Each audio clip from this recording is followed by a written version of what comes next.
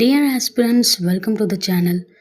இன்னைக்கு current அஃபேர்ஸை one by ஒன்னாக பார்த்துக்கலாம். அதுக்கு முன்னாடி நம்ம சேனலை சப்ஸ்கிரைப் பண்ணாதவங்க சப்ஸ்கிரைப் பண்ணிடுங்க. Let's start the session. வங்கமொழி கவிஞர் பங்கிம் சந்திரா சட்டர்ஜி கடந்த 1875ஆம் ஆண்டு நவம்பர் 7ஆம் தேதி வந்தே மாதரம் பாடலை இயற்றினார். சுதந்திர போராட்ட வீரர்களுக்கு இப்பாடல் மிகப்பெரிய உத்வேகம் அளித்தது.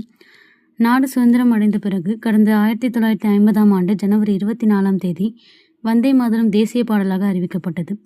இந்த பாடல் இயற்றப்பட்டு 150 ஆண்டுகள் நிறைவடைந்துள்ளது. இதை மத்திய அரசு கொண்டாடி வருகிறது. இந்நிலையில் வந்தே மாதரம் பாடலுக்கு புதிய விதிமுறைகளை மத்திய அரசு வகுத்துள்ளது. இது குறித்து மத்திய உள்துறை அமைச்சகம் வெளியிட்ட உத்தரவில், அரசு மற்றும் பள்ளி நிகழ்ச்சிகளில் தேசிய கீதம் இசைக்கப்படுவதற்கு முன்னதாக தேசிய பாடலான வந்தே மாதரம் கட்டாயம் இசைக்க வேண்டும். கடந்த 1937இல் நீக்கப்பட்ட 4 வரிகள் உட்பட வந்தே மாதரத்தின் அனைத்து 6 சரணங்களும் பாடப்பட வேண்டும். இது 3 நிமிடம் 10 வினாடிகள் நீளமுடையதாக இருக்கும். குடியரசுத் தலைவர், ஆளுநர் பங்கேற்கும் நிகழ்ச்சிகள், பத்ம விருதுகள் உள்ளிட்ட அரசு விருது வழங்கும் நிகழ்ச்சிகள், தேசிய கொடி ஏற்றுதல் போன்ற அதிகாரப்பூர்வ நிகழ்ச்சிகளில் தேசிய பாடல் பாடப்பட வேண்டும். வந்தே மாதரம் பாடும்போது அனைவரும் எழுந்து நின்று மரியாதை செலுத்த வேண்டும். தேசிய பாடல் பாடப்படும் சபை கவனத்தில் கொள்ளப்பட வேண்டும்.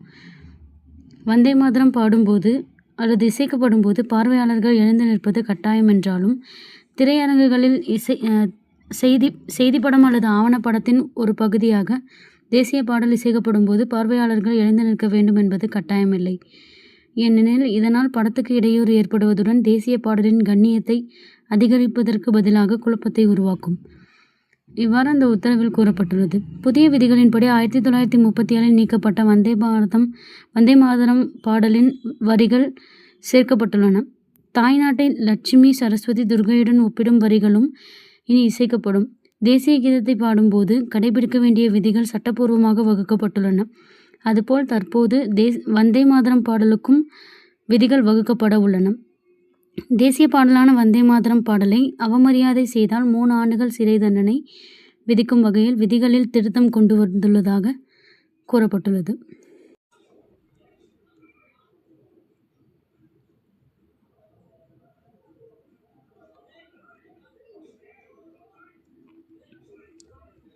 வங்கதேசத்தில் கடந்த 2024ஆம் ஆண்டு ஆகஸ்ட் மாதம் மாணவர்களின் தீவிர போராட்டத்தால் பிரதமராக இருந்த ஷேக் ஹசீனா நாட்டை விட்டு வெளியேறி இந்தியாவில் தஞ்சமடைந்தார்.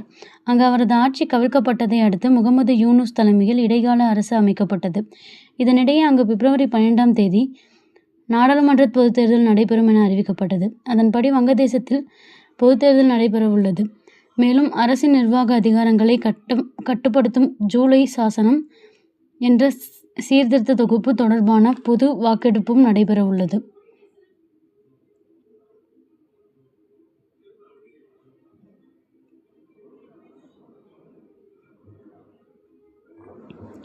இந்திய பொருட்களுக்கு அமெரிக்கா 50% இறக்குமதி வரி விதித்திருந்தது. இந்நிலையில் இரு நாடுகளிடையே தடையற்ற வர்த்தக ஒப்பந்த பேச்சுவார்த்தை நடைபெற்று வருகிறது. இதில் சுமூக உடன்பாடு எட்டப்பட்டுள்ளதால் இந்தியா மீதான வரி 18% குறைக்கப்படுவதாக அதிபர் டொனால்ட் ட்ரம்ப் சமீபத்தில் அறிவித்தார். அப்போது அமெரிக்காவிடமிருந்து $500 பில்லியன் அளவுக்கு பொருட்களை வாங்க இந்தியா உறுதியளித்துள்ளதாக தெரிவிக்கப்பட்டது. ஒப்பந்த விவரங்கள் கடந்த திங்கட்கிழமை, வெள்ளிக்கிழமை வெளியாயின. அது பல குழப்பங்களை ஏற்படுத்தியது. இந்தியாவை அமெரிக்காவிடம் மோடி அரசு விற்றுவிட்டதாக எதிர்க்கட்சிகள் குற்றம் சுமத்தின. ஆனால் 24 மணி நேரத்தில் அந்த ஒப்பந்தத்தில் இடம்பெற்ற சில அம்சங்களை அமெரிக்கா திருத்தியுள்ளது. இரு நாடுகள் இடையேயான வர்த்தக ஒப்பந்தத்தில் கூடுதல் சலுகைகள் இடம்பெறலாம் என கூறப்படுகிறது.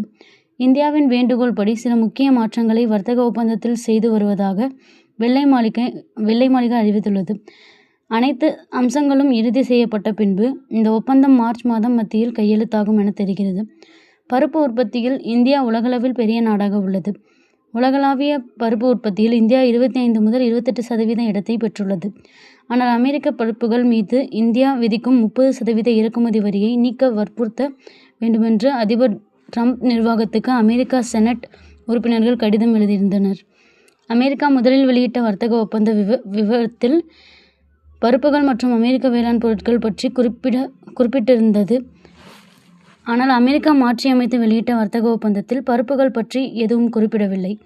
அமெரிக்காவிடமிருந்து 5 ஆண்டுகளில் $500 பில்லியன் அளவிலான எரிசக்தி பொருட்கள், தகவல் தொழில்நுட்ப பொருட்கள், வேளாண் பொருட்கள், நிலக்கரி மற்றும் சேவை சேவைகளை பெற இந்தியா உறுதியளித்துள்ளதாக முதலில் வெளியிடப்பட்ட ஒப்பந்தத்தில் அமெரிக்கா கூறியிருந்தது. ஆனால் மாற்றியமைக்கப்பட்ட ஒப்பந்தத்தில் வேளாண் பொருட்கள் நீக்கப்பட்டுள்ளன. உறுதியளித்துள்ளது என்ற வார்த்தைக்கு பதிலாக உத்தேசித்துள்ளது என குறிப்பிடப்பட்டுள்ளது. இன்னைக்கு கரண்ட் அஃபேர்ஸ் பற்றின உங்களோட ஒப்பீனியன்ஸை கீழே கமெண்ட்டில் ஷேர் பண்ணுங்கள். we will discuss about it and then like பண்ணுங்கள், ஷேர் பண்ணுங்கள். we'll see you on the